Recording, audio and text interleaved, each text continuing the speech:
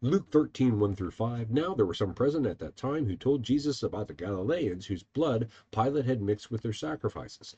Jesus answered, do you think that these Galileans were worse sinners than all the other Galileans because they suffered this way?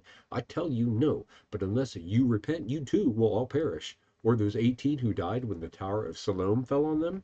Do you think they were more guilty than all the others living in Jerusalem? I tell you, no. But unless you repent, you too will all perish. This passage has Jesus referencing two stories that apparently everybody in the crowd knows and he knows, but we have no clue what he's talking about. Like we don't have a historical account that lines up with this. We don't know what stories Jesus is using here. But what we do see is that it lines up with the violence and the bloodshed that we knew were part of Pilate's reign. The assumption for the aspiring Bible nerds out there, the assumption is that the first incident had Pontius Pilate deploying Roman troops to a Jewish festival. Jewish people wound up dying.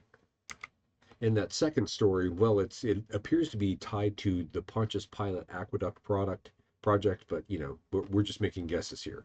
What is consistent is that what's going on at this time is that Pilate is brutal with these people, and people are dying capriciously. Pilate was violent, capricious, and far from just. So in these verses, what you have is Jesus pointing out that death doesn't just come to people who deserve it, it comes for all of us.